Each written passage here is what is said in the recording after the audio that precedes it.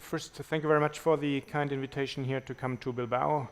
Actually, I'm going to talk also about high-resolution ultrasound, and here especially about my personal experience. And you will not be surprised to see that some of the slides you saw already from Sanjeet will be repeated here, and I will go through them a little bit quicker, especially in the context that we are falling behind a little bit already of schedule. It is indeed a very first experience I'm presenting here. We used the system only at the time point, or after the time point that it achieved the CE approval, which was at the 27th of October last year. And we did then roughly 10 cases. And after that, we were a little bit stuck because we had problems with the cleaning of the probe. The product or the liquid that was supposed to do the cleaning and that was suggested by the manufacturer was not approved in France. And the product we used in France to clean the probe afterwards was not approved by the manufacturer, so we had a problem to solve, and it took a few months before we could get rid of this problem. Now we found a solution, so we started scanning 2 weeks ago, and you have to now totally 14 patients scanned. And what we actually have on plan is doing pre-surgical imaging, file the data and interpret the data, and then to compare with whole mount sections, which I still consider the gold standard to evaluate a prostate cancer imaging tool. And we're aiming for 50 patients in order to have some reliable statistics in order to know what exactly is going on and how good this system is and how good it compares to MR, and this is an ongoing study. You heard already, high-frequency ultrasound is based on 29 megahertz frequencies, which increases the resolution by 300%. And actually what happens here, you see it here, excuse me, that's not the right, it's just a laser here. This is a map of Marseille, and if you increase the resolution substantially, you will be able to identify details inside of the city, something like the hospital I'm working here in the southern part of Marseille. So that definitely gives you additional information you're not used to, information you cannot get with regular ultrasound. It is actually a pure side-fire ultrasound probe, and you really need to be aware of it. You cannot get any actual sections of the prostate. You only can get sagittal sections, longitudinal sections of the prostate. And this is done with 512 transducer elements, which allows you then to get the 75 microns resolution. The system is shown here. It looks very much like a normal ultrasound system. It provides you also with standard probes, with a standard transrectal ultrasound probe, as well as a standard abdominal probe. It has touch screens, and it has a large high-resolution screen which goes well along with the high-resolution ultrasound pictures. It has a simplified menu to increase and to improve the workflow, and the manipulation itself is pretty much similar to what you know from regular ultrasound scanners.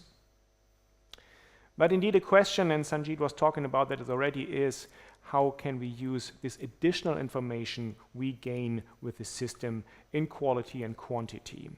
And what they set up, the manufacturer, what they set up is a training process where you're trained how to interpret the pictures and how to work with the pictures with this additional information you will get. And this is done by e-learning platforms as well as case studies where they come to your place and train you and teach you and help you to interpret the pictures. And they also train you to use this Primus system, which indeed is necessary and helpful with this task. The e-learning platform tells you how to use a side-fire probe relative to a biplanar probe or an end-fire probe you might use in daily practice. It teaches you also basics about the anatomy and the zones of the prostate, which of course are important. It tells you also what a suspicious lesion looks like and what a normal prostate looks like, what the Primus system is, and then there are online training and tests, and there's also some sort of a continuous training and evaluation in this process. This is just an example on how this e-learning platform looks like, and here is an example how they differentiate the sagittal ultrasound probe for the side-fire ultrasound probe from the end-fire ultrasound probe, and these are examples how they demonstrate the differences or the identification of the different zonal anatomy of the prostate, also differentiate between the base, the mid part, and the apex. And this is definitely one of the most important slides of the entire talk and of the entire system. This is a Primus system, and if you want to summarize it, here on the left-hand side you have the low-risk pattern, and here you have the high-risk pattern. And if you look at it, you will pretty easily spot that the more heterogeneous the picture becomes, the more suspicious the lesions will be to harbor prostate cancer. And also interesting here, this is a pattern they call Swiss cheese pattern. You can get a resolution down to the prostatic ducts. You're able to visualize the ducts of the prostate inside of the gland, which is definitely not something you're used to with regular ultrasound. And then you have those patterns with this starry sky, where you have these hyperechoic lesions, where you have these cauliflower lesions, or these lesions that are sort of blurred or smudgy, and then you get these tiger stripes or zebra stripes or very heterogeneous lesions that are then definitely showing there's something going on in the prostate, there's something suspicious in here. And this is an example of such a sagittal ultrasound picture. The advantage clearly is that you have the entire prostate, if it's a smaller prostate, on the picture from the apex to the base. And this gives you the possibility to really scan the entire prostate. But on the other hand, you have the disadvantage. You do not get these actual sections we urologists are a little bit more familiar with. Another detail is that you get a millimeter scale, which is definitely different to what we have from general ultrasound scanners, where we have a centimeter scale. And this is here an example of an anatomic scan of the prostate. You see here indeed the urethra, you see here the bladder, you see the ejaculatory ducts, you see here the central zone, the transition zone, and now we're going here to the peripheral zone, and you see here a homogeneously nice looking peripheral zone, and you definitely can here appreciate the high resolution as well as the borders to the rectum, which can be nicely appreciated.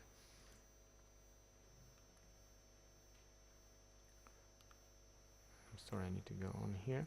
And this is an example of a Primus 5 lesion, so a highly suspicious lesion, which is shown here at the, at the base here. You definitely see something going on here, and another one here, a smaller lesion at the apex, and then again a larger lesion here at the lateral part of the base of the periphery.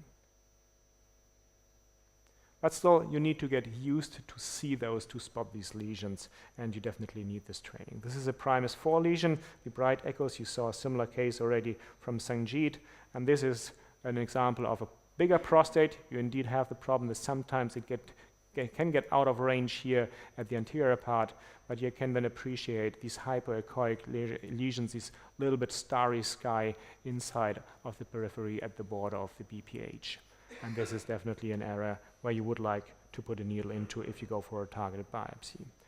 And this is a larger lesion, which is almost covering the entire peripheral zone. But what you can nicely see here is how indeed the border of the prostate is irregular, suggesting that there might be here some extracapsular extension. Again, the resolution is so high that you might appreciate here even smaller extraprostatic extensions of the cancer lesion.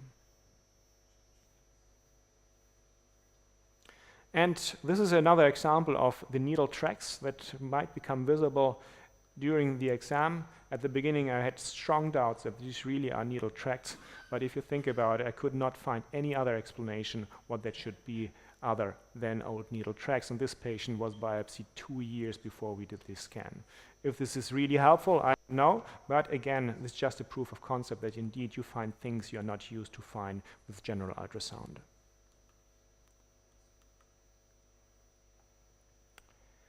And the system, at least we have available, also provides us with Doppler information, with Doppler data. Here you can see a lesion that is more at the apical part, and if you put a power Doppler on it, you can appreciate that here indeed is a higher perfusion in here that is not working with all lesions, but in some lesions indeed you can add information in a sense of a multiparametric ultrasound to the high resolution picture.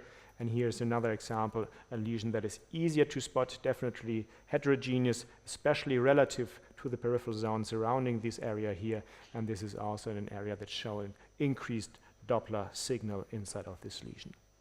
In summary, I can tell you that it is basically a very first experience. We need more scientific evaluation of the system in order to know exactly how it works, ideally in comparison to the current standard, which is MR, and we're working on that. But it is interesting to have this increase in detail information, and I think it can only be helpful in order to improve our performance. The risk stratification system they have set up, the PRIMA system, is very helpful and necessary in order to work with this data.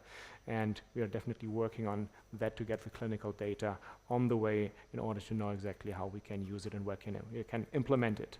And if you want to hear more about it, then I would like to invite you to come to our sixth meeting of the EAU section of urological imaging, which will help later this year in Barcelona. So you just need to cross Spain in the other direction to join us and to hear more about these imaging tools. And I would be happy to welcome you there. And thank you very much for your attention.